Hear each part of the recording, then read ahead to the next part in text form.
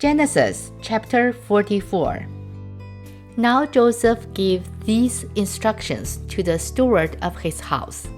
Fill the men's sacks with as much food as they can carry, and put each man's silver in the mouth of his sack. Then put my cup, the silver one, in the mouth of the youngest one's sack, along with the silver for his grain. And he did as Joseph said. As morning dawned, the men were sent on their way with their donkeys. They had not gone far from the city when Joseph said to his steward, "Go after those men at once, and when you catch up with them, say to them, 'Why have you repaid good with evil? Isn't this cup my master drinks from and also uses for divination? This is a wicked thing you have done.'" When he caught up with them, he repeated these words to them. But they said to him, "Why does my Lord say such things? Far be it from your servants to do anything like that. We even brought back to you from the land of Canaan the silver we found inside the mouths of our sacks. So why would we steal silver or gold from your master's house? If any of your servants is found to have it, he will die, and the rest of us will become my Lord's slaves." "Very well then," he said. "Let it be as you say. Whoever is found to have it will become my slave. The rest of you will be free from blame." Each of them quickly lowered his sack to the ground and opened it. Then the steward proceeded to search, beginning with the oldest and ending with the youngest. And the cup was found in Benjamin's sack. At this, they tore their clothes. Then they all loaded their donkeys and returned to the city. Joseph was still in the house when Judah and his brothers came in, and they threw themselves to the ground before him. Joseph said to them, "What is this you have done?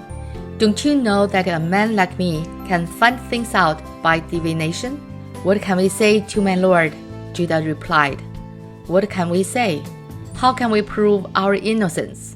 God has uncovered your servant's guilt. We are now my Lord's slaves, we ourselves and the one who was found to have the cup." But Joseph sighed, "Far be it from me to do such a thing. Only the man who was found to have the cup will become my slave. The rest of you, go back to your father in peace." Then Judah went up to him and said, "Please, my lord, let your servant speak a word to my lord. Do not be angry with your servant, though you are equal to Pharaoh himself." My lord asked his servants, "Do you have a father or a brother?" And we answered, "We have an aged father, and there is a young son born to him in his old age. His brother is dead, and he is the only one of his mother's sons left, and his father loves him." Then you said to your servants, "Bring him down to me so I can see him for myself." And we said to my lord, "The boy cannot leave his father. If he leaves him, his father will die." But you told your servants, "Unless your youngest brother comes down with you, you will not see my face again." When we went back to your servant my father, we told him what my lord had said. Then our father said, "Go back and buy a little more food." But we said, "We cannot go down. Only if our youngest brother is with us will we go. We cannot see the man's face unless our youngest brother is with us." Your servant my father said to us, "You know that my wife bore me 2 sons. One of them went away from me." And I said, "He has surely been torn to pieces, and I have not seen him since. If you take this one from me too, and harm comes to him, you will bring my gray head down to the grave in misery. So now, if the boy is not with us when I go back to your servant my father, and if my father, whose life is closely bound up with the boy's life, sees that the boy isn't there, he will die.